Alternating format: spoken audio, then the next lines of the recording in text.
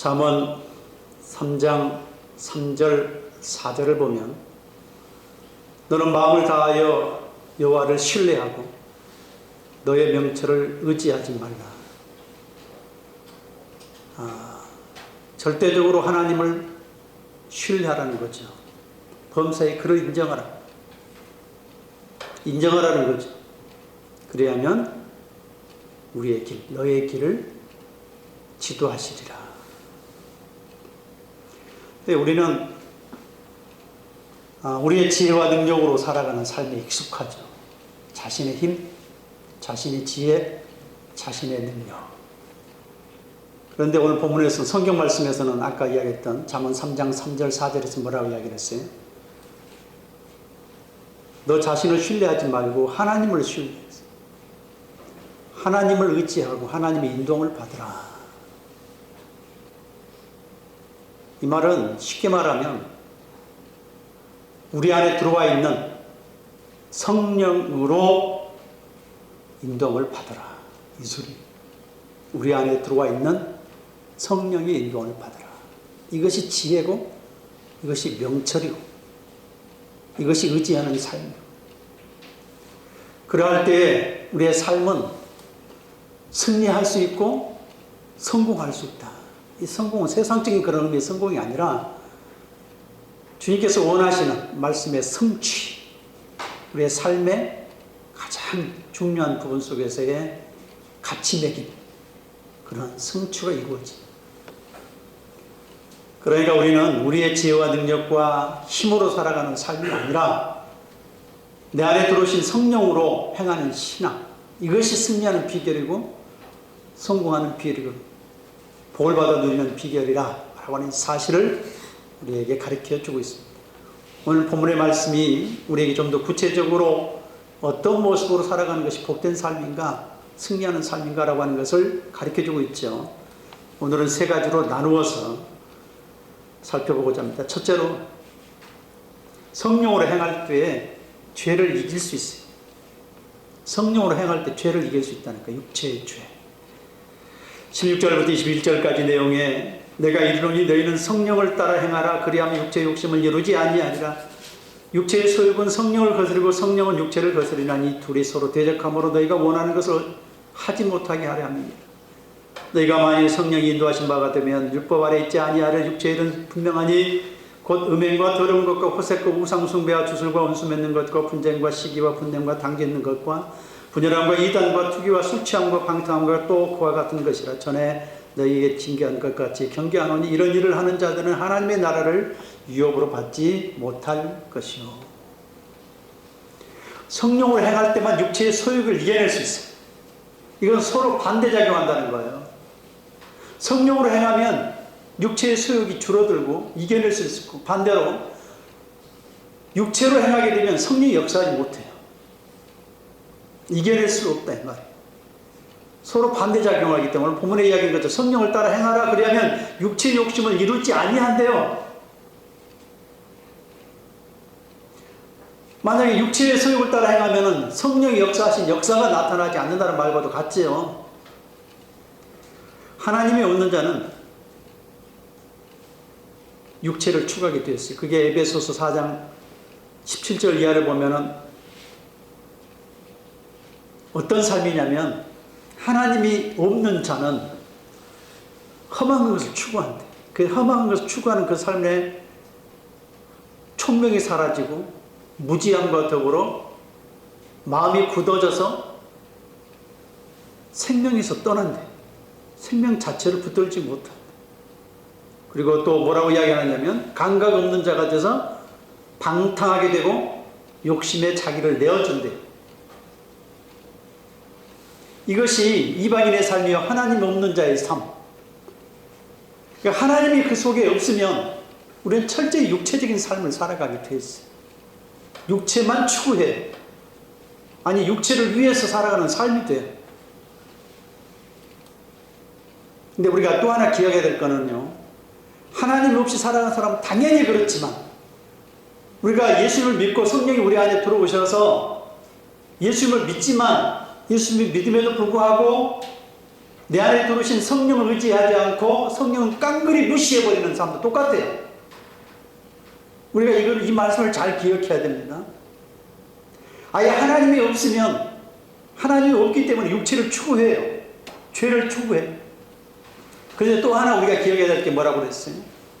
예수님을 믿기는 믿어요. 그래서 예수 믿어서 성령 우리 안에 들어오셨지만 내 안에 들어오신 성령님 예수님을 깡그리 무시하고 가만히 있으라는 거예요. 그리고 내가 내 지혜와 능력과 내 힘으로 내가 모든 걸 판단하고 성령을 무시하면서 살아가는 삶도 똑같다 이 말이에요. 성령이 들어왔음에도 불구하고 성령을 무시해버려요. 그러면 뭐 하느냐? 육체의 죄에 쳐요. 육체를 추구하게 돼요. 육체 속에 갇혀지는 삶이 되는 거예요. 성령을 무시하면 육체에 쳐요. 지는 삶이에요.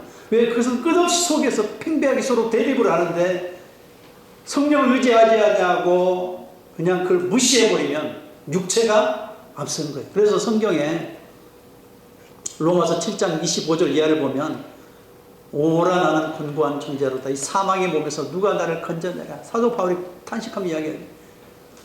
마음으로는 하나님의 법을 사모해요. 근데 육체는 이미 그 죄 덩어리이기 때문에 그냥 죄로 그냥 흘러가고 죄를 짓게 되어 있어요. 마음은 내가 그러지 않아야지 인간적인 그런 마음을 가지고 그런 의지도 동원을 발동을 해서 노력을 할 마음도 생겨요. 근데 실제 육체는 육체 자체에 뭐가 들어있느냐? 죄가 들어있기 때문에 그냥 발걸음이 자동적으로 죄를 향해서 가게 되어 있다 이 말이에요. 육체에 져요. 죄에 진단 말이에요.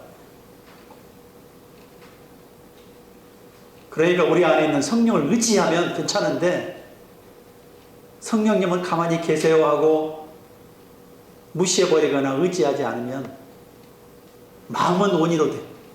마음은 그런 마음을 가지고 하나님의 법을 사모해요. 내가 그렇게 살아야지, 그렇게 노력해야지, 막 때로는 결단도 해요. 그렇지만 이게 안 된다는 거예요. 안 돼.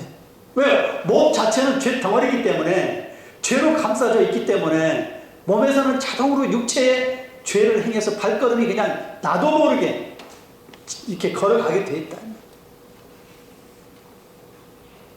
그래서 오늘 본문 속에서 하나님이 없는 자나 예수님을 믿어도 내 힘과 내 지혜로 사는 성령을 무시하며 살아가는 사람 삶의 결과는 뭐냐? 19절에 육체의 지기 때문에 육체의 일은 분명하니 음행, 더러운 것, 호색, 자기 자신의 몸에 죄를 짓는 것, 음행과 더러운 것, 호색. 그 다음에 저 뒤에 보면 술 취함과 방탕함 이런 것들이 자기 자신에 짓는 거 아니에요. 자기 몸에 짓는 거예요. 그리고 하나님에게 죄를 짓는 것. 20절에 보면 우상숭배와 주술. 자, 하나님과의 문제가 생기고 자기 자신과도 문제가 생기고 그 다음에 다른 사람과 관계도 문제가 생겨. 20절 하반 중반절에 보면 원수 맺고 분쟁, 시기, 분냄, 당짓는 것, 분열, 이단, 투기 등등.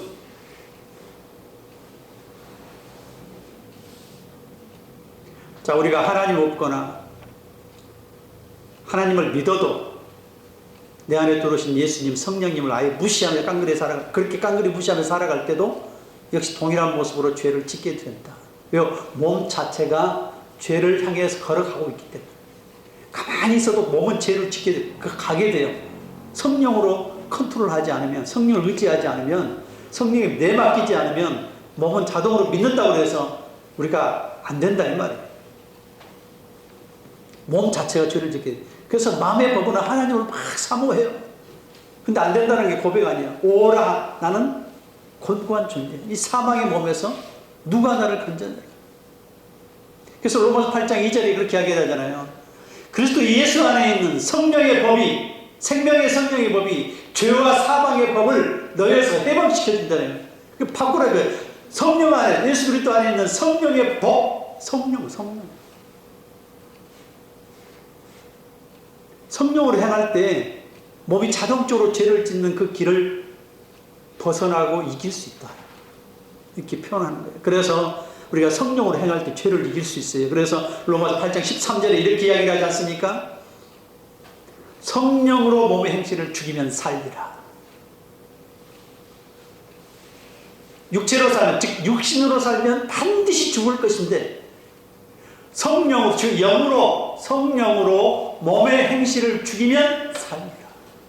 몸의 행실은 뭘 죽일 수 있다는 거예요? 뭘로요? 성령으로 몸의 행실을 죽일 수 있다. 제어할 수 있다는 거. 로마서 8장 6절에 또 더불어서 더 자세하게 이야기를 하죠. 그 앞절에 육신의 생각은 사망이요 영의 생각은 생명과 평안이라. 자, 그러면 우리가 주의 영으로 몸의 행실을 죽이면 살리라 이야기했는데, 죄를 이긴다고 그랬는데 이 죄를 이길 수 있는 방법이 영으로 행하는 거, 성령으로 행하는 거 아니에요? 그러면 성령으로 행하는 구체적인 방법이 뭘까? 여러분, 우리 안에 성령이 역사하기 위해서는요, 우리의 생각이, 방금 이야기했잖아요. 로마서 8장 6절에 육신의 생각은 사망이요 영의 생각은, 성령의 생각은, 영의 생각은 생명과 평안이. 우리의 생각이요 영적으로 바뀌어가는 것이고, 우리의 말이 영적으로 바뀌어가는 거예요. 성령으로 말하고 성령으로 생각하는 거예요. 성령의 생각은 생명과 평안이래요. 생명과 평안.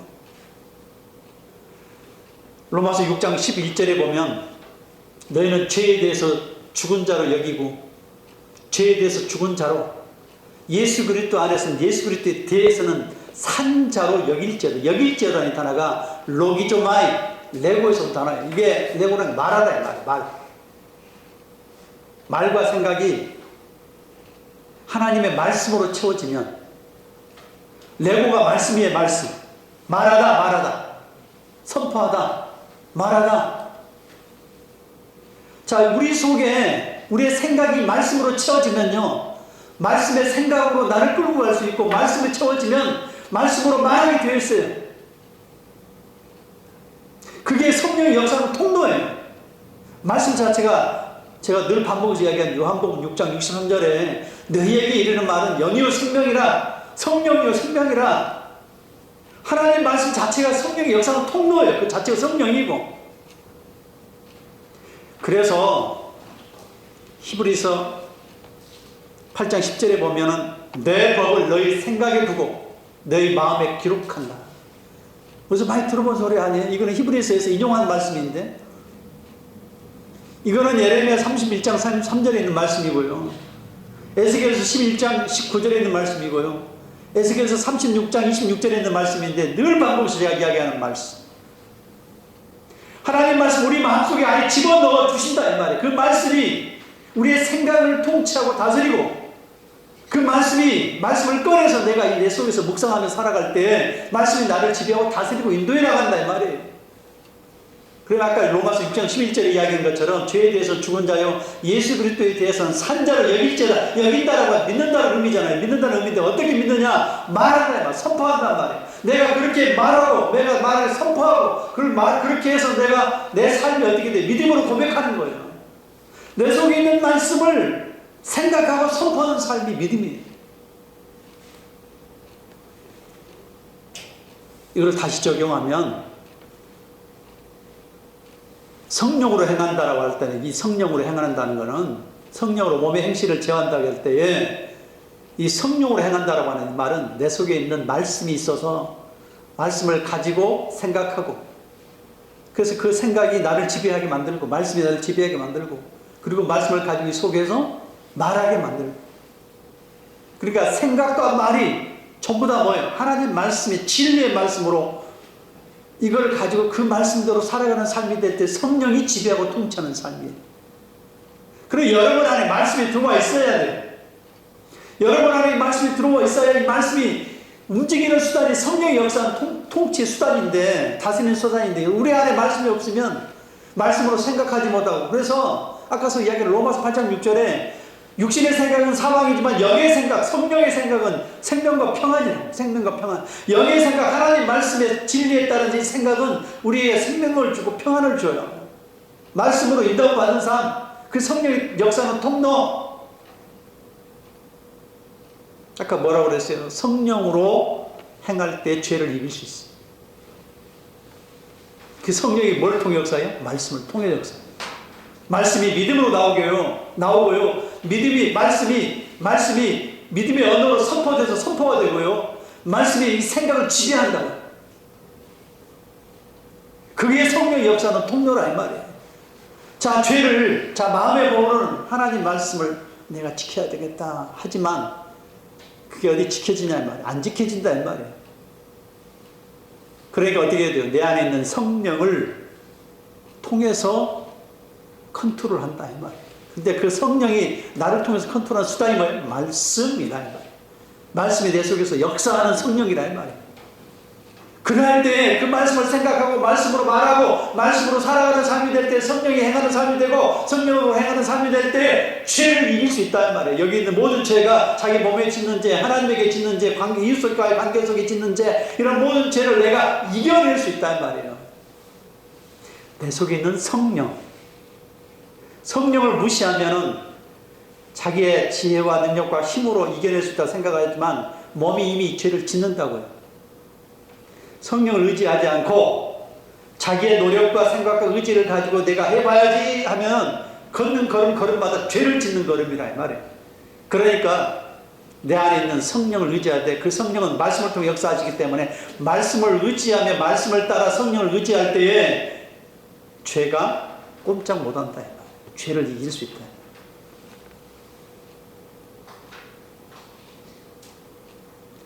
에베소서 5장 29절에 말씀으로 깨끗게 하사. 물이 몸을 깨끗하게 하는 것처럼 말씀으로 우리의 내면의 영을 깨끗하게 해요. 그래서 사실은 성령으로 지배하고 다스림을 받을 때 죄를 이길 수 있어요. 그러니까 어떻게 해요? 성령을 무시하면 내 안에 들어와 네 성령이 있는데 성령님 당신은 가만히 계세요. 내가 스스로 판단하고 경험했던 그 경험 노하우 가지고 일을 할 테니까 가장 중요한 순간에 예수님을 무시해버리잖아요. 성령을 무시하잖아요. 그러면 죄가 이긴다. 성령이 역사하지 못합니다. 성령으로 행하는 신앙을 통해서 육체의 소욕, 육체의 죄를 이겨낼 수 있기를 주의 이름으로 축원합니다. 두 번째로 성령으로 행할 때 열매 맺는 삶이 돼요. 22절 23절 보면 오직 성령의 열매는 사랑과 희락과 화평과 오래 참음과 자비와 양성과 충성과 온유와 절제니 이 같은 것을 금지할 법이 없느니라. 자, 율법으로는 열매를 맺을 수가 없어요. 율법으로는. 그래서 은혜의 법, 성령의 법으로 가라는 거예요. 자, 율법은 가령 예를 들면 구약에서는 하나님을 사랑하고 이웃을 사랑하고 10계명이 주어졌잖아요. 1계명부터 4계명까지 하나님을 사랑하고 5계명부터 10계명까지 이웃을 사랑하라. 그런데 그 말씀을 주어지긴 주어졌어요. 돌비에 딱 기록해가지고 여기 찾아볼 때마다 그걸 기억하면서 너는 그걸 지켜라. 그랬더니 어디 지켜집니까? 안 지켜지더라. 말. 이스라엘 백성들이 광야에서 끝없이 반복 죄를 짓더라. 말. 인간의 본성이 안 지켜지는 거예요. 하나님의 말씀을 많이 들었어요. 근데 그 말씀이 내 속에 들어오기 전까지, 성령으로 들어오기 전까지, 내 속에 심리 속에 심겨지기 전까지는 바깥에 있는 돌비의 말씀이기 때문에 그걸 보기로 봐요. 완전히 보고 내가 지켜야지, 노력해야지. 이게 안 지켜. 율법은 안 지켜지는 것을 알고 네가 죄인이다 라는 것을 보게 하는 게 율법이에요. 너가 지킬 수 없잖아.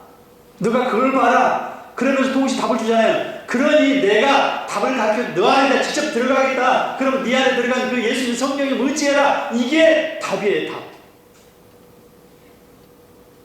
봐라, 내가 못 지키지 않냐. 그러니까 너의 한계를 느껴라. 그래 내가 모든 걸 다 해결해 주겠노라. 그러니 내가 해결할 테니 그 다음부터 순서는 너가 나를 믿어라. 이게 믿음이에요. 믿음. 내가 해결해. 이게 로마서 8장 3절이잖아요. 예? 모든 죄를 예수님한테 죄 다 뒤집어 씌워서 예수님이 다 가져가신 거예요. 그게 해결 방법이에요. 그래서 율법으로 완성하셨다 이야기를 하잖아요. 완성.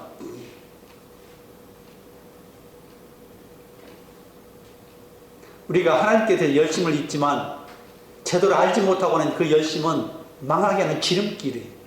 그래서 제대로 하라. 이걸 다 하나님께 예수님께서 가져가셔서 율법을 완성하셨다. 성취하셨으니 너가 이제는 뭔가 하려고 하지 말고 너희 속에 들어온 그 예수님을 의지해서 주님이 이루어놓으셨기 때문에 너희 속에 있는 예수님으로 살아가는. 그래서 사실은 율법으로는 못하는 걸 가르쳐 주는 건데, 하나님을 사랑하라, 이웃을 사랑하라 이야기를 했는데 이걸 해보려고 하니까 안 되더라. 죄인은 불가능해. 사랑이 안 돼요. 하나님 사랑, 이웃 사랑, 어디야 여러분 사랑할 수 있을까요? 그래서 내가 사랑하는 것이 아니라 내 안에 있는 성령으로 사랑하는 거예요. 네?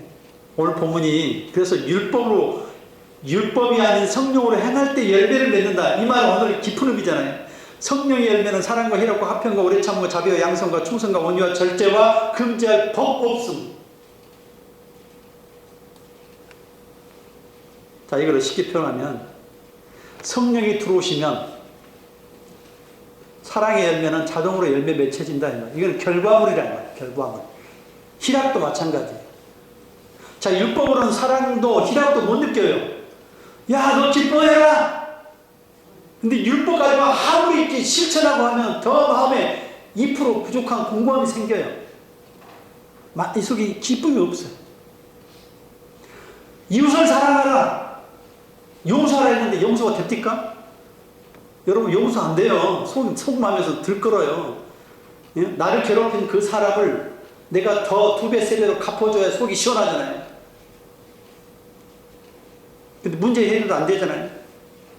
이웃을 사랑하라, 용서하라고 하는데 용서가 돼요? 내 힘으로 안 된다 이 말이에요.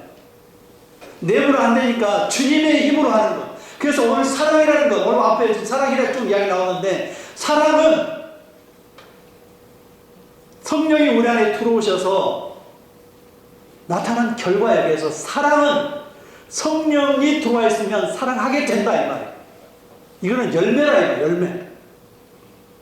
사랑해라 해가지고 사랑할 수 있는 게 아니라 성령이 들어오면 그 성령님이 사랑하게 되는 거예요.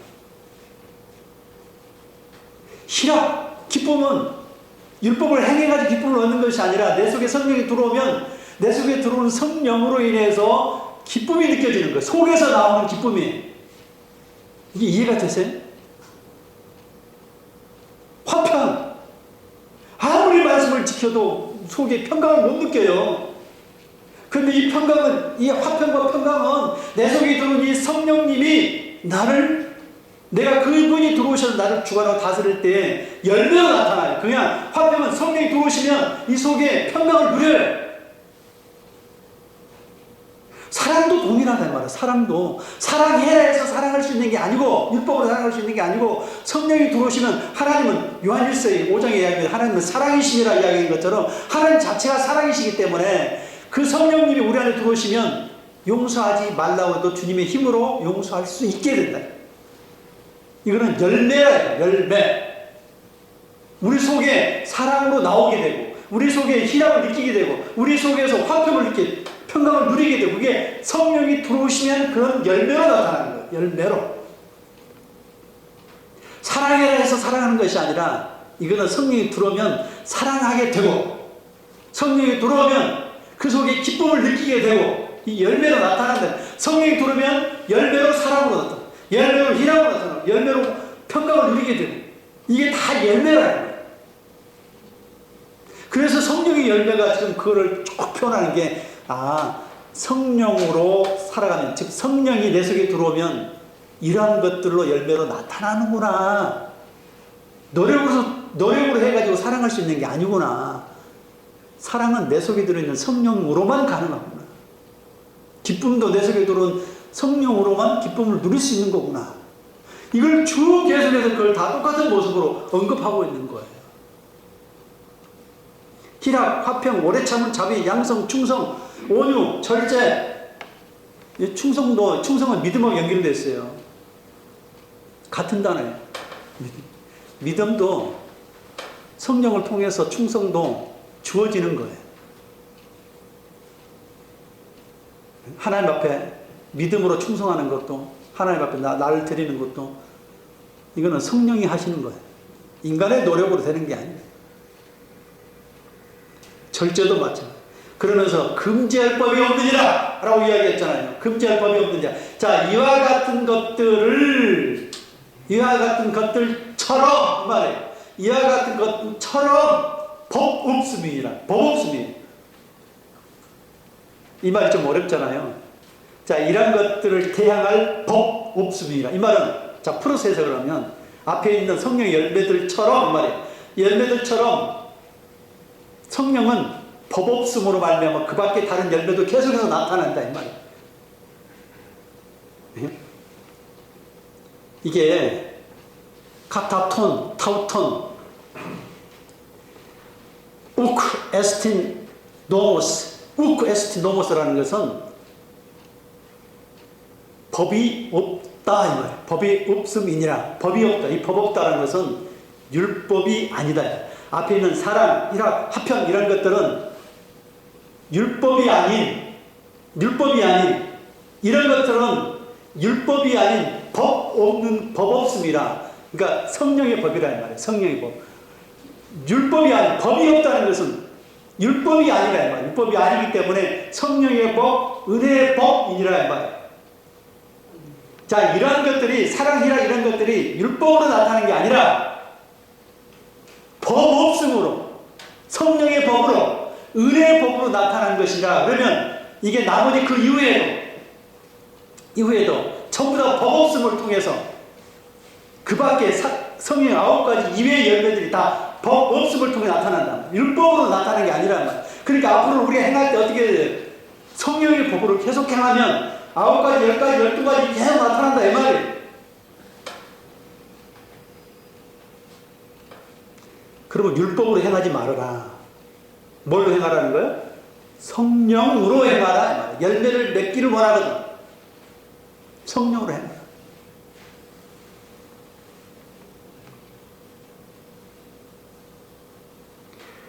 율법이 아닌 성령으로 행함으로 성령의 열매를 맺는 신앙이 될 수 있기를 주의 이름으로 축원합니다. 마지막 세 번째, 자, 성령으로 행할 때 주의 영광을 구할 수 있어요. 주의 영광을 구하는 사. 자, 24절부터 26절까지 그리스도 예수의 사람들은 육체와 함께 그 정욕과 탐심을 십자가에 못 박았느니라. 만일 우리가 성령으로 살면 또한 성령으로 행할지니 헛된 영광을 구하여 서로 노엽게 하거나 서로 투기하지 말지니라. 자, 헛된 영광을 구하는 거 어떤 사람이냐면 앞에 육체를 추구하는 삶, 주님 없이 살아가는 삶, 성령으로 행하지 않는 삶은 반드시 뭐예요? 자기 영광인 거예요. 헛된 영광은 자기 영광이에요. 앞에 24절에 뭐라고 했어요? 육체와 함께 그 정과 욕심을 탐심을 십자가에 못 박았는데 못 박지 못했기 때문에 뭐 자기 영광을 구해요. 성령으로 행하지 않으면 자기 육체의 영광을 구한단 말이에요. 자기 영광을 다 구하게 되어 있어요. 근데 성령으로 행하게 되면 우리 안에 성령이 들어오시니까 이제 자기 욕심을 구하는 것이 아니라 자기 육체의 욕심을 따라 헛된 것을 구하는 것이 아니라 누구의 영광을 구하게 돼요? 주님의 영광을 구하게 된다라고 하는 것을 이야기를 하고 있다 이 말이에요. 육체의 삶의 특징은 자기 영광을 추구하는 삶. 성령을 추구하는 사람은, 또는 성령이 들어와 있는 사람은 주님의 영광을 추구하는 사람은 바뀐다. 왜? 그 안에 성령이 있으니까, 성령이 끌고 가니까. 자기의 영광이 아니잖아요. 육체를 추구하고 자기의 영광을 헛된 것을 추구하지 않잖아요. 자, 사울왕이 다윗왕하고 차이가 뭐예요? 사울왕은 철저히 자기를 추구하는 삶이었어요. 아말렉을 죽여라. 예? 아말렉을 다 이렇게 처단을 해라. 그 아말렉은 철저히 하나님을 대적하는 대적자 사단을 상징하잖아요. 자, 이스라엘 백성들이 애굽에서 나올 때 뒤에서 붙어가지고 광야에서 제일 뒤에 붙어가지고 연약한 자, 노약자들 이런 사람들을 다 치고 공격하고 죽이고 역사 속에 끝없이 계속해서 이스라엘 백성들을 괴롭혔던 영적 그다음 사단과 같은 존재. 그걸 이렇게 명령을 해서 죽여라 이야기를 했더니 제거하라 했더니 어떻게 하지 않았잖아요. 그리고 아가강을 살려줬을 뿐만 아니라 좋은 동물들을 다 살려가지고 내버려 하나님의 말씀을 거절했어요. 자기 생각 판단에 따라서 모든 걸 한 거죠. 그리고 마지막에는 자기를 위해서 기념비를 세워서 자기 이름을 드높여 철저히 자기의 육체적인 삶, 육신을 추구하면서. 근데 다윗은 참 반대요. 다 하나님의 영광을 사무엘상 17장에 보면 골리앗을 만났을 때도 내가 만군의 여호와의 이름으로 주의 이름의 영광을 드러내기 위해서 행하는 모든 것 다 주님의 이름에 하나님의 살아계심을 보여준다는 거예요. 그 사건 상황을 통해서 다 주님의 영광이란 말이에요. 자, 다윗은요 시편 51편 11절에 보게 되어지면 그는 철저히 성령님의 인도함을 받는 삶을 살았던 걸 볼 수 있어요. 주의 성령이 내게서 떠나지 않게 하기를 간절히 구하는 삶이었어요. 그가 죄를 짓고 난 다음에 회개하는 그 기도의 내용이 시편 51편의 내용인데 시편 51편 11절에 보게 되어지면 거기에 그렇게 하게 주의 성령을 내게서 거두지 말아달라. 성령의 인도를 받는 사람이었어요. 이 다윗은 그의 성경의 모든 그 성경 구절을 다 보세요. 전체적으로 주의 인도하심을 받는 삶이에요. 성령의 인도하심을 받는 삶. 성령으로 행할 때 주의 영광을 구하는 삶이 될 수 있어요. 자, 베드로가 자기의 생각으로 행할 때 어떻게 해서 실수하잖아요. 우리가 잘 아는 것처럼 베드로가 이제 다른 그 제자들보다 자기 앞섰다고 생각을 해서 이제 주님께서 이제 십자가에 죽으셔야 되겠다고 그러니까 주님 걱정하지 마십시오.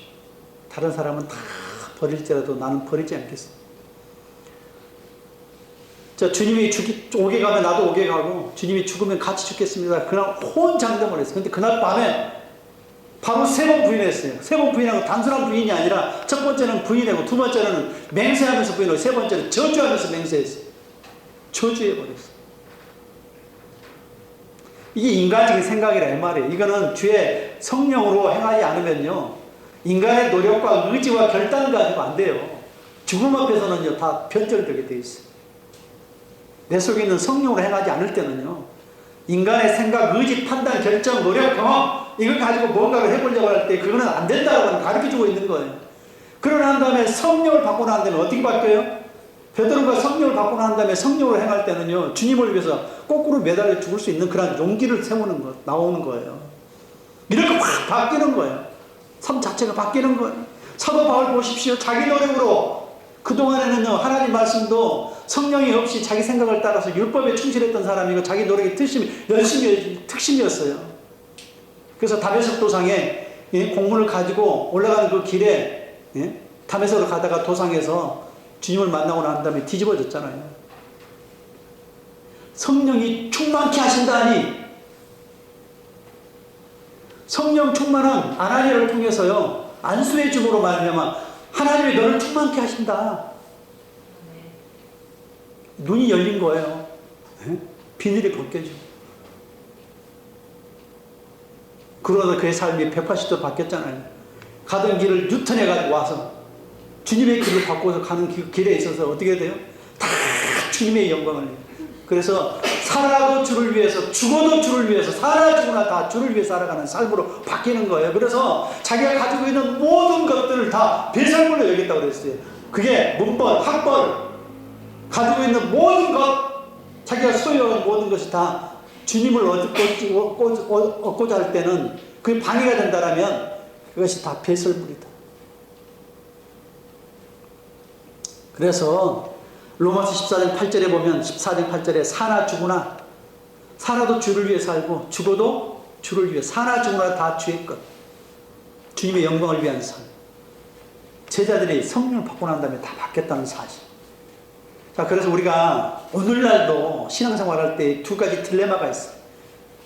하나는 자기 힘으로 살아가는 삶. 하나님 없이. 우리가 이 하나님, 여러분 우리가 신앙인처럼 보이고 신앙이 참 좋다고 생각하는데 교회는 잘 나오고 예배도 잘 드리는 것 같은데 주님 성령님 없이 생활하는 삶. 이거는 스스로 돌아봐야 돼. 이게 참신앙이 아니라는 거예요. 진짜 신앙은요, 내 안에 있는 주님, 예수님을, 성령님을 의지하는 삶을 살아가는 삶이 진짜 신앙이네요. 그 신앙 안에서 죄를 이길 수 있고요. 그 신앙 안에서 열매를 맺을 수 있다는 거예요. 그것이 우리를 그냥 열매로 나타나게 된다. 열매로 맺게 된다. 행하게 된다. 세 번째 뭐예요? 자기의 영광이 아니라 주님의 영광을 구하는 삶으로 확 바뀐다. 성령으로 행할 때 주의 영광을 구하는 삶이 될 수 있기를 주의 이름으로 축원합니다. 기도하겠습니다.